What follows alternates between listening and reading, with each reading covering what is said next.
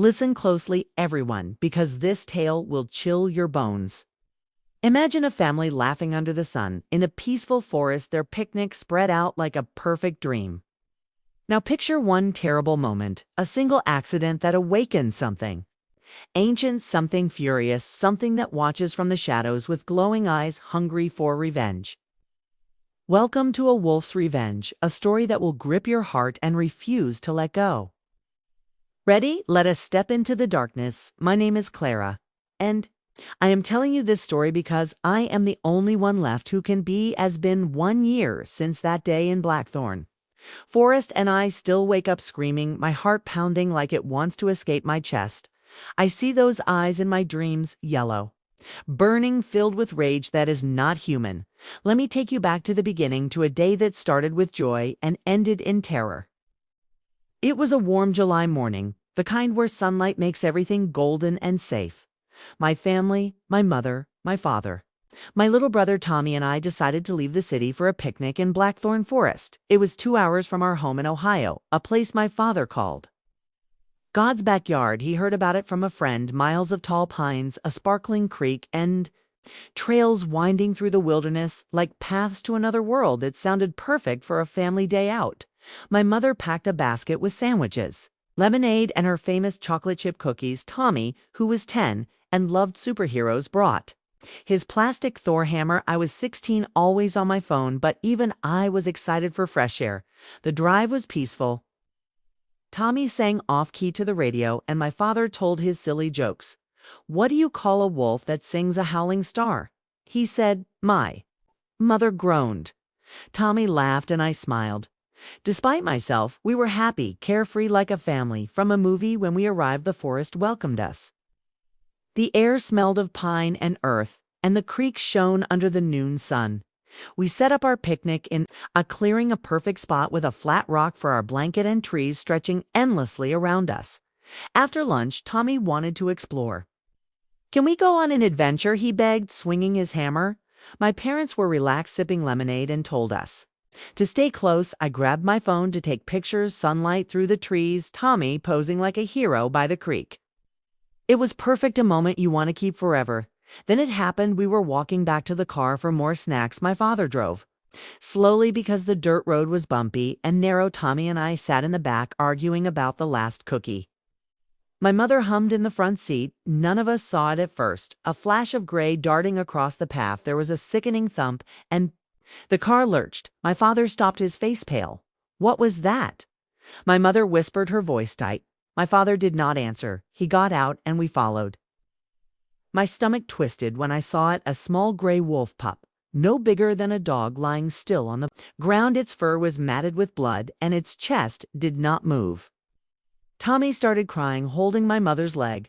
I stood frozen, staring at the pup's glassy eyes. It was an accident, my father said, his voice shaking. It came out of nowhere. We should bury it, my mother said. It is the right thing to do. My father nodded, but he looked shaken. He grabbed a shovel from the trunk, and we found a spot under a pine tree. The forest was silent as he dug a shallow grave, only the scrape of the shovel against dirt. Tommy still cried, and I felt a lump in my throat. It was just a pup, but it felt wrong, like we had broken something sacred. As my father covered the grave with dirt, I thought I heard a sound, a low growling noise from the trees. I turned, but saw nothing, just shadows and branches moving in the breeze. Did you hear that? I asked. Hear what my mother said, distracted, holding Tommy. Nothing, I said, but my skin prickled. I could not shake the feeling we were being watched. We returned to the picnic. But the joy was gone. Tommy would not eat, and my mother kept glancing at the trees like she felt it too, that heavy, uneasy air.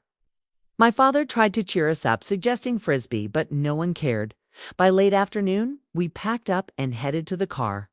The forest no longer felt golden. It felt heavy, like it was holding its breath that night. At home, I could not sleep. Every time I closed my eyes, I saw the pup's lifeless body. Around midnight, I heard a noise outside my window, a low, mournful howl. That sent chills down my spine. I told myself it was a dog, but we had no wolves in our suburb. I pulled my blanket tighter and tried to ignore it. The next day, my father said we had to return to Blackthorn Forest. We left the cooler behind, he said. It has your mother's favorite thermos. We Will Be Quick did not want to go, neither did Tommy, who clung to his Thor hammer like it could protect him, but my mother said it would be fine, just 1 hour to grab the cooler and leave. So we drove back. The mood quiet, no singing or joking this time. When we reached the clearing, the forest felt different. The air was thick, the sunlight dim, like the trees were closing in. We found the cooler, but something was wrong. The picnic blanket was torn to pieces. Scattered across the grass, my mother gasped and my father's jaw tightened. Probably animals, he said, but he did not sound sure. Tommy tugged my sleeve. Clara, look, he whispered, pointing to the ground. There in the dirt were paw prints, big ones, much larger than the pups. They circled the clearing like something had been pacing around our things. My heart pounded. Father, we should go. I said yes. He agreed, grabbing the cooler. Let us move. But as we turned to leave, the forest came alive with sound. A deep rumbling growl echoed from the trees, followed by another. Then another. It was like the woods themselves were snarling. Tommy screamed, and my mother pulled him close. My father dropped the cooler and grabbed a stick, holding it like a weapon. Who is there? He shouted, his voice breaking. No one answered, but the growls grew louder, closer. I saw movement in the shadows, flashes of gray fur eyes glinting like firewolves. Not one or two, but a whole pack circling us. Their teeth gleamed in the fading light, and their eyes were not just angry, they were personal, like they knew. I get to the car, my father yelled. We ran, but the wolves were faster. They darted in front of us, blocking the path. One stepped forward, bigger than the others, its fur dark and matted, its eyes locked on my father. It let out a howl that made my blood run cold, long and piercing, like a cry of grief and fury. Tommy was sobbing, and my mother tried to shield him. I grabbed a rock, my hands shaking. Stay back, I screamed. But the wolves did not flinch. They moved closer, their growls shaking my chest. Then the big wolf, the leader, did something I will never forget. It stopped, tilted its head, and looked at me. Not at my father or mother, but me. Its eyes burned into mine. And for a moment I felt it, a voice in my head. Not words, but a feeling, pain, loss, rage. It was the pup's mother. I knew it deep in my bones. She had seen us bury her child. She had watched us drive away. And now she wanted revenge. Clara, run, my mother screamed, snapping me out of it. Grabbed Tommy's hand, and we bolted for Ascot. The wolves lunged. One tackled my mother, its jaws snapping near her face. She screamed. Tommy tripped, falling hard. I pulled him up, my heart racing, but the wolves were everywhere, a blur of fur and teeth. Somehow we reached the car. My father shoved my mother and Tommy inside. As I climbed in, a wolf grabbed my leg, its teeth sinking into my ankle. Pain shot through me, and I screamed, kicking, until it let go. My father slammed the door and drove fast down the dirt road. The wolves chased us, their howls echoing in the dusk. I looked back and saw the leader standing in the path, her eyes glowing like lanterns. She did not run after us. She did not need to. Her stare said it all. This is not over. We made it home, but we were not okay. My ankle bled, and my mother had scratches on her arm. Tommy would not stop crying, and my father's hands shook as he called the police. They did not believe us about the wolves. No. Wolves in Blackthorn Forest for decades. They said maybe wild dogs. We knew the truth. Those were not dogs. And they were not just animals that night. The howls started again, closer now. I looked out my window and saw them, shapes moving in the shadows. Across the street, yellow eyes staring from the darkness. They had followed us. They had tracked us all the way home. For weeks, we lived in fear. The wolves never attacked, but they were always there, lurking at the edge of our yard, watching. Tommy stopped talking, clutching his Thor hammer like it was his only shield. My mother had nightmares, waking up screaming about teeth and blood. My father put new locks on the doors, bought a shotgun, but it did not matter. We all felt it. Their eyes, their anger, like poison in our lives. Then one night it got worse. I woke to a scratching sound at my window. I thought it was a branch, but when I looked, it was her, the leader, her muzzle pressed against the glass, her breath fogging it up.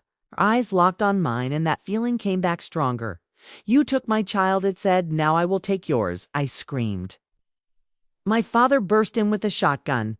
The wolf was gone by the time he reached the window, but the scratches on the glass were real deep, jagged claw marks. The next day, Tommy was gone. We searched everywhere, our house, the neighborhood, the park. The police came, but found nothing, no footprints. No clues, just Tommy's Thor hammer in the backyard covered in dirt and blood. My mother broke down. My father started drinking. I could not stop shaking, knowing what had happened. The wolves took him not to kill him, not yet. They wanted us to suffer. To feel their pain, I started researching Blackthorn Forest, desperate for answers. I found old stories online, hidden in forums and archives. Legends about a pack of wolves, not just animals, but something older tied to the land itself they protected. The forest and anyone who harmed it or them paid a price. One story from the 1800s told of a hunter who killed a wolf pup. The pack hunted him, took his family one by one until he was alone, driven mad by grief. I knew what I had to do. I had to return. To Blackthorn Forest, I had to face her, the mother wolf, and beg for Tommy's life. Did not tell my parents, they would not have let me go. I waited until midnight, took my father's car keys, and drove. The forest was waiting, darker than before. The trees like silent judges. I parked at the clearing and stepped out, my heart pounding so hard. I thought it would burst. I am here, I shouted into the darkness. I know what we did. I am sorry. Please give him back.